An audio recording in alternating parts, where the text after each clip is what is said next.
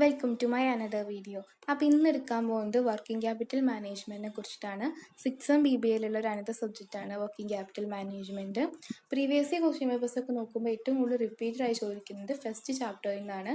അപ്പോൾ ആ ടോപ്പിക്കുകളാണ് ഇന്ന് പറയാൻ പോകുന്നത്. ആദ്യമായിട്ട് എന്താണ് വർക്കിംഗ് ക്യാപിറ്റൽ എന്ന് നോക്കാം. വർക്കിംഗ് ക്യാപിറ്റലിൻ്റെ മീനിങ് എന്ന് പറഞ്ഞിട്ടുണ്ടെങ്കിൽ it is a capital that are required for day to day working of an enterprise. ഒരു എൻ്റർപ്രൈസ് അല്ലെങ്കിൽ ഒരു ഫേം അല്ലെങ്കിൽ ഒരു ഓർഗനൈസേഷനെ ദിവസേന വർക്ക് ചെയ്യാൻ വേണ്ട ക്യാപിറ്റലിനെ ആണ് വർക്കിംഗ് ക്യാപിറ്റൽ എന്ന് പറഞ്ഞിട്ടുണ്ടെങ്കിൽ. അതായത് ഒരു കമ്പനിക്ക് അല്ലെങ്കിൽ ഒരു ഫേമിന് ഓരോ ദിവസം ഓരോ ആക്ടിവിറ്റീസ് ഉണ്ടായിരിക്കും.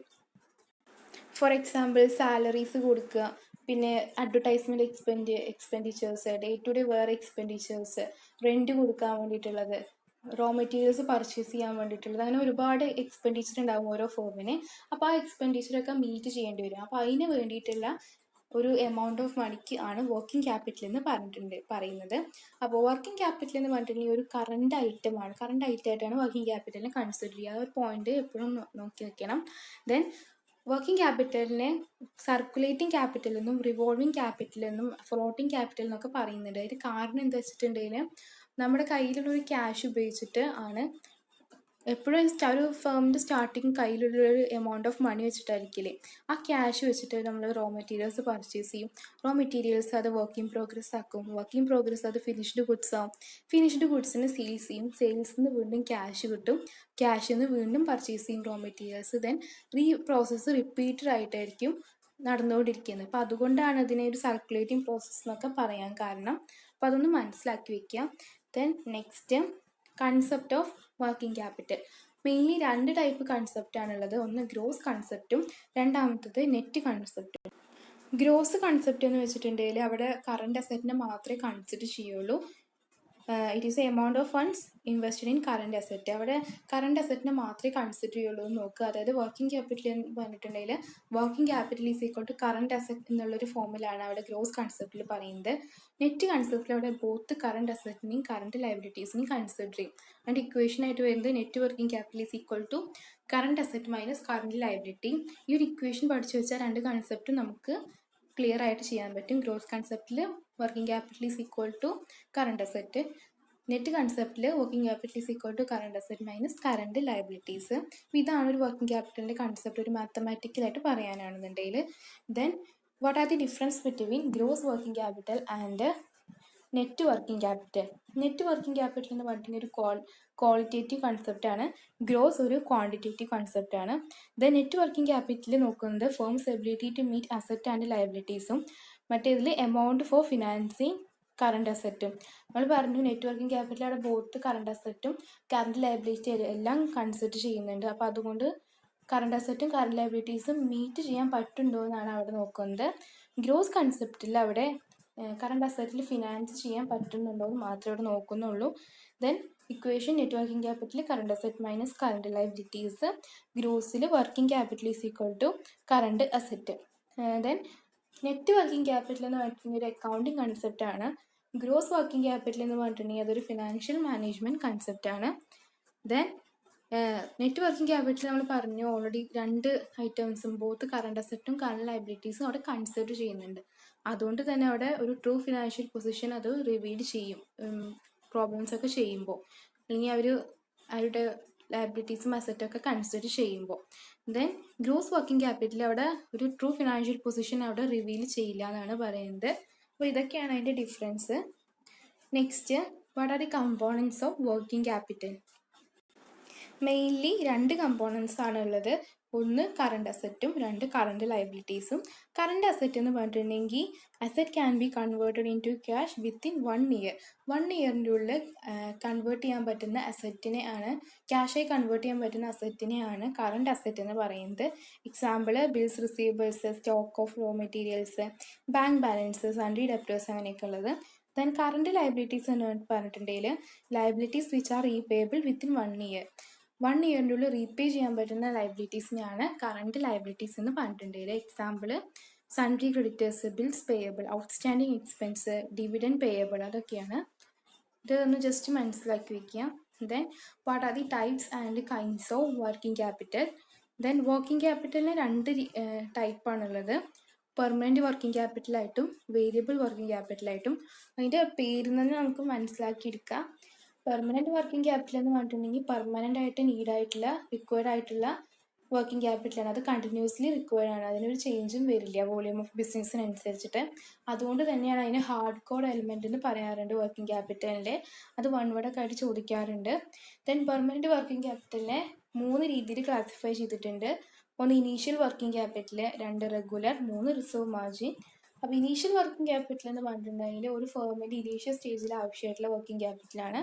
റെഗുലർ ആയിട്ടുണ്ടെങ്കിൽ ഡേ ടു ഡേ ലൈഫിൽ നീഡായിട്ടുള്ള വർക്കിംഗ് ക്യാപിറ്റലാണ്. റിസർവ് മാർജിൻ എന്ന് പറഞ്ഞിട്ടുണ്ടെങ്കിൽ എന്തെങ്കിലും ഒരു സേഫ്റ്റിക്ക് വേണ്ടിയിട്ട് നമ്മൾ മാറ്റി വയ്ക്കില്ല കുറച്ച് amount.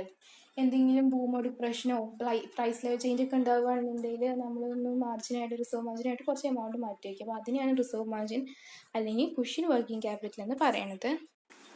Next variable working capital. Variable working capital പറഞ്ഞിട്ടുണ്ടെങ്കിൽ അത് വേരി ചെയ്യും വോളിയൂം ഓഫ് ബിസിനസ്സിനനുസരിച്ചിട്ട്. വർക്കിംഗ് ക്യാപിറ്റൽ വേരി ചെയ്യുന്നതിനാണ് വേരിയബിൾ വർക്കിംഗ് ക്യാപിറ്റൽ എന്ന് പറഞ്ഞിട്ടുണ്ടെങ്കിൽ ഒരു ടെമ്പററി വർക്കിംഗ് ക്യാപിറ്റലാണ് വേരിയബിൾ വർക്കിംഗ് ക്യാപിറ്റൽ. 2 രീതിയിലാണ് അതിനെ ക്ലാസിഫൈ ചെയ്തിട്ടുള്ളത്. സീസണൽ വർക്കിംഗ് ക്യാപിറ്റൽ എന്നും സ്പെഷ്യൽ വർക്കിംഗ് ക്യാപിറ്റൽ എന്നും. സീസണൽ വർക്കിംഗ് ക്യാപിറ്റൽ എന്ന് പറഞ്ഞിട്ടുണ്ടെങ്കിൽ സീസൺസിൽ മാത്രം വേണ്ടി വരുന്നതിനാണ്. സ്പെഷ്യൽ പറഞ്ഞിട്ടുണ്ടെങ്കിൽ സ്പെഷ്യൽ നീഡ്സിന് മാത്രം ആവശ്യം വരുന്ന വർക്കിംഗ് ക്യാപിറ്റലാണ്. Then what are the determinants of working capital? Essay ആയിട്ട് ചോദിക്കാവുന്ന ഒരു തിയറി പാർട്ടാണ്. What are the factors which are affecting working capital അല്ലെങ്കിൽ what are the determinants of working capital എന്നൊക്കെ പറഞ്ഞിട്ടുണ്ടെങ്കിൽ, അപ്പോൾ ഫാക്ടേഴ്സ് ആയിട്ട് ചോദിക്കുകയാണെന്നുണ്ടെങ്കിൽ മെയിൻലി 2 ഫാക്ടേഴ്സാണ് അഫക്റ്റ് ചെയ്യുന്നത്. 1 ഇൻറ്റേർണൽ ഫാക്ടേഴ്സും 2 എക്സ്റ്റേണൽ ഫാക്ടേഴ്സും. ഒരു കമ്പനി അല്ലെങ്കിൽ ഒരു ഫേമിലുള്ള ഇൻറ്റേർണൽ ഫാക്ടേഴ്സും എക്സ്റ്റേണൽ ഫാക്ടേഴ്സും ആ ഫേമിൻ്റെ വർക്കിംഗ് ക്യാപിറ്റലിനെ ഡിറ്റർമൈൻ ചെയ്യുന്നതായിരിക്കും. അപ്പോൾ അത് ഏതൊക്കെയാണെന്ന് നോക്കാം. 1 ഇൻറ്റേർണൽ ഫാക്ടേഴ്സ്. ഇൻറ്റേർണൽ ഫാക്ടേഴ്സ് എന്ന് പറയുമ്പോൾ അതിൽ ഒന്നാമത്തെ നേച്ചർ ഓഫ് ബിസിനസ്സിൻ്റെ നേച്ചർ അനുസരിച്ചിട്ട് അത് വർക്കിംഗ് ക്യാപിറ്റൽ വേരി ചെയ്യും. ട്രേഡിങ്ങും മാനുഫാക്ചറിങ് ഒക്കെ ആണെങ്കിൽ അതിൻ്റെ എക്സ്പെൻഡിച്ചേഴ്സൊക്കെ വേരി ചെയ്യും. Then production cycle. Large production സൈക്കിളൊക്കെ ആണെന്നുണ്ടെങ്കിൽ, വലിയ പ്രൊഡക്ഷൻ സൈക്കിൾ ആണെന്നുണ്ടെങ്കിൽ അവിടെ വർക്കിംഗ് ക്യാപിറ്റൽ കൂടുതൽ ആവശ്യം വരും. അതുപോലെ വൈസ് വേഴ്സ, ചെറിയ ലൈഫ് സൈക്കിൾ ആണെന്നുണ്ടെങ്കിൽ അവിടെ കുറച്ച് വർക്കിംഗ് ക്യാപിറ്റൽ റിക്വയർഡ് മതി. Then size of the business അനുസരിച്ചിട്ട് മാറും. നേച്ചർ അല്ലെങ്കിൽ വാല്യൂ ഓഫ് ദി പ്രൊഡക്റ്റിനനുസരിച്ചിട്ട് മാറും. ടേൺ ഓവർ അനുസരിച്ചിട്ട്, സെയിൽസ് ഓഫ് ഗുഡ്സിനനുസരിച്ചിട്ടും വർക്കിംഗ് ക്യാപിറ്റൽ അവിടെ മാറും. Then external factors. Seasonal fluctuations, business സൈക്കിളിൽ ഉണ്ടാകുന്ന ഫ്ലക്ച്വേഷൻസ്, പ്രൈസ് ലെവൽ ഉണ്ടാകുന്ന ചേഞ്ചസ്, എൻവിറോൺമെൻറ്റിൽ ഉണ്ടാകുന്ന ഫാക്ടേഴ്സ്. എൻവിറോൺമെൻറ്റൽ ഫാക്ടേഴ്സ് പറഞ്ഞിട്ടുണ്ടെങ്കിൽ എന്തെങ്കിലും നാച്ചുറൽ ഡിസാസ്റ്റർ ആയിരിക്കാം, അല്ലെങ്കിൽ വേറെ എന്തെങ്കിലും ഡിപ്രഷൻസ് പോലുള്ള കാര്യങ്ങളായിരിക്കും. അതൊക്കെ അഫക്റ്റ് ചെയ്യും.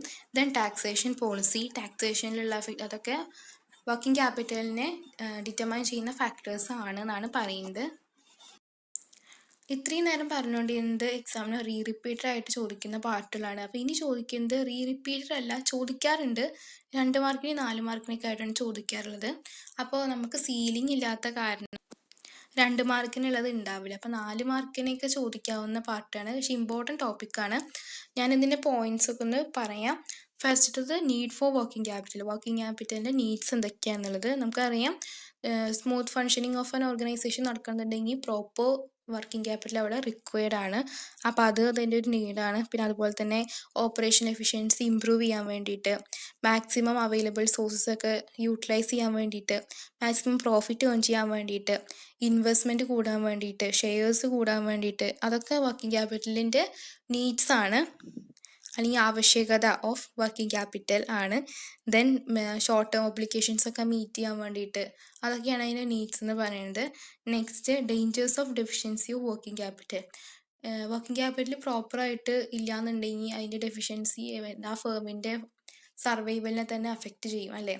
അപ്പോൾ ഡെഫിഷ്യൻസി ഓഫ് വർക്കിംഗ് ക്യാപിറ്റലിൽ എന്തൊക്കെയാണ് ഉണ്ടാവുക നോക്കാം. ഓൾറെഡി ബിസിനസ് ഫെയിലിയർ ഉണ്ടാവും വർക്കിംഗ് ക്യാപിറ്റൽ പ്രോപ്പർ അല്ലാന്നുണ്ടെങ്കിൽ. ക്രെഡിറ്റേഴ്സൊക്കെ അവരുടെ ഷെയർസിനും ഒക്കെ പിന്മാറും. അവിടെ value of the firm diminish ചെയ്യും, സെയിൽസ് ഫാൾ ചെയ്യും, പ്രോഫിറ്റ് ഉണ്ടാവില്ല, ബിസിനസ് ഫെയിലിയർ അങ്ങനെ സംഭവിക്കും. അതൊക്കെയാണ് അതിൻ്റെ ഡെഫിഷ്യൻസി എന്ന് പറഞ്ഞിട്ടുണ്ടെങ്കിൽ. Then what are the dangers of excessive working capital. അതുപോലെ തന്നെ വർക്കിംഗ് ക്യാപിറ്റൽ എക്സസീവ് ആയാലും കുഴപ്പമാണ്. കാരണം എക്സസീവ് ആയിട്ട് വർക്കിംഗ് ക്യാപിറ്റൽ ആകുമ്പോൾ അവിടെ പ്രോഫിറ്റ് ഉണ്ടായിരിക്കില്ല. കാരണം നമുക്ക് വർക്കിംഗ് ക്യാപിറ്റലായിട്ട് പോവുമായിരിക്കും ചെയ്യാം. അപ്പോൾ എന്തൊക്കെയാണ് അതിൻ്റെ എന്താ ലിമിറ്റേഷൻസ് നോക്കാം. Efficiency of management may deteriorate decrease ചെയ്യും. ഇറ്റ് മേ എൻകറേജ് സ്പെക്യുലേഷൻസ്, അതായത് സ്പെക്യുലേഷൻസൊക്കെ ഊഹക്കച്ചവടത്തിനൊക്കെ ചാൻസ് കൂടും. ദെൻ ലിബറൽ ഡിവിഡൻ പോളിസി അവിടെ അപ്ലൈ ചെയ്യേണ്ടി വരും. അപ്പോൾ അതുകൊണ്ട് അവിടെ സെയിൽസും പ്രോഫിറ്റൊക്കെ ഡിക്രീസ് ചെയ്യും. Then the value of share may be fall due to low rate of return on investment. ഷെയർസൊക്കെ വാല്യൂ ഓഫ് ഷെയർസൊക്കെ അവിടെ ഡിമിനിഷ് ചെയ്യും. കാരണം എക്സസീവ് വർക്കിംഗ് ക്യാപിറ്റൽ ആകുമ്പോൾ അതിൻ്റെ ഫങ്ഷനിങ് ഒക്കെ ആകെ മാറും, പ്രോഫിറ്റ് അവിടെ കുറയും. അപ്പോൾ അങ്ങനെ ഷെയർസിൻ്റെ ഒക്കെ വാല്യൂ കുറയും. Then what are the advantages of adequate working capital? Adequate working ക്യാപിറ്റലിൻ്റെ അഡ്വാൻറ്റേജസ് ആണ് എപ്പോഴും ഒരു ഫേം ട്രൈ ചെയ്യേണ്ടത് അതിൻ്റെ വർക്കിംഗ് ക്യാപിറ്റൽ അഡ്വക്കേറ്റ് ആവാൻ വേണ്ടിയിട്ടാണ്, പ്രോപ്പർ ആവാൻ വേണ്ടിയിട്ടാണ്. അപ്പോൾ പ്രോപ്പർ വർക്കിംഗ് ക്യാപിറ്റൽ മാത്രമേ ആ ഫേമിൻ്റെ ഗ്രോത്തിനെ ഇൻഫ്ലുവൻസ് ചെയ്യുള്ളൂ, ഗ്രോത്ത് ചെയ്യുള്ളൂ ആ ഒരു ഫേം. അപ്പോൾ അതിൻ്റെ അഡ്വാൻറ്റേജസ് ഏതൊക്കെയാണെന്ന് നോക്കാം. Then it is possible to utilise fixed asset fully, അതായത് ഫിക്സഡ് അസറ്റ്സ് ഒക്കെ ഫുള്ളി യൂട്ടിലൈസ് ചെയ്യാൻ ഹെൽപ്പ് ചെയ്യും. Increase profitability of the business. Then improve the morale of the executives. Enhance liquidity. Solvency improve ചെയ്യും. Credit വർത്ത്നെസ്സും wealth of the ബിസിനസ്സൊക്കെ improve ചെയ്യും. Then കൂടുതലായിട്ട് പ്രോഫിറ്റും ഉണ്ടാവും. അതൊക്കെയാണ് അഡ്വക്കേറ്റ് വർക്കിംഗ് ക്യാപിറ്റലിൻ്റെ അഡ്വാൻറ്റേജസ് എന്ന് പറഞ്ഞിട്ടുണ്ടെങ്കിൽ. ദെൻ ഓപ്പറേറ്റിംഗ് സൈക്കിൾ കൺസെപ്റ്റ് നമ്മൾ ഓൾറെഡി ഫസ്റ്റ് പറഞ്ഞിരുന്നു. റിവോൾവിംഗ് സൈക്കിൾ അല്ലെങ്കിൽ റിവോൾവിംഗ് ക്യാപിറ്റൽ, സർക്കുലേറ്റിംഗ് ക്യാപിറ്റൽ എന്നൊക്കെ വർക്കിംഗ് ക്യാപിറ്റലിനെ പറഞ്ഞിരുന്നു. അപ്പോൾ ഈ വർക്കിംഗ് ക്യാപിറ്റലിൻ്റെ ഒരു കൺസെപ്റ്റ് പോലെ തന്നെയാണ് ഈ ഓപ്പറേറ്റിംഗ് സൈക്കിൾ കൺസെപ്റ്റ് എന്ന് പറഞ്ഞിട്ടുണ്ടെങ്കിൽ. അതിൻ്റെ ഒരു ഇമേജ് കാണിക്കാം. അപ്പോൾ ഇതിൽ നമ്മൾ ഓൾറെഡി ആയില്ല. അപ്പോൾ പറഞ്ഞിരുന്നു ക്യാഷിൽ നിന്ന് നമ്മൾ റോ മെറ്റീരിയൽസ് പർച്ചേസ് ചെയ്തിട്ട് അത് ഫിനിഷ്ഡ് ഗുഡ്സ് ആക്കും. ദെൻ സെയിൽസ് ചെയ്തിട്ട് റിസീവബിൾസ് ആവും, ക്യാഷ് വീണ്ടും കിട്ടും. പിന്നീട് നമ്മൾ വീണ്ടും റോ മെറ്റീരിയൽസ് പർച്ചേസ്. അപ്പോൾ ഈ ഒരു പ്രോസസ്സ് ഇങ്ങനെ കണ്ടിന്യൂ ചെയ്ത് പോകുകയല്ലേ. അപ്പോൾ അതുകൊണ്ട് നമ്മൾ പറഞ്ഞിരുന്നു അതിനെയാണ് സർക്കുലേറ്റിംഗ് പ്രോസസ്സ് എന്ന് പറയാൻ കാരണം എന്ന് പറയുന്നത്. അപ്പോൾ ആ ഒരു പ്രോസസ്സാണ് ഓപ്പറേറ്റിംഗ് സൈക്കിൾ കൺസെപ്റ്റ് എന്ന് പറയുന്നത്. അപ്പോൾ അതിൻ്റെ പ്രോസസ്സ് ചോദിക്കുകയാണെന്നുണ്ടെങ്കിൽ conversion of cash in to raw materials, then conversion of raw materials into work in progress, conversion of work in progress into finished goods, then finished goods into account receivables, then receivables into cash. ഈ പ്രോസസ്സിന് repeated ആയിട്ടുണ്ടാവും. അപ്പോൾ ഇതാണ് അതിൻ്റെ process എന്ന് പറഞ്ഞിട്ടുണ്ടെങ്കിൽ. ഇത്രയാണ് ഈ chapter. മനസ്സിലായെന്ന് വിചാരിക്കുന്നു. അപ്പോൾ എന്തെങ്കിലും ഡൗട്ട് ഉണ്ടെന്നുണ്ടെങ്കിൽ കമൻറ്റ് ബോക്സിലൊന്ന് ഇടുക. വേറെ വല്ല ക്ലാസ്സിൻ്റെ ക്ലാസ് ആവശ്യമാണെന്നുണ്ടെങ്കിൽ ഒന്ന് മെൻഷൻ ചെയ്യുക കമൻറ്റിൽ. ദെൻ ലൈക്ക് ചെയ്യുക, സബ്സ്ക്രൈബ് ചെയ്യുക, ഷെയർ ചെയ്യുക.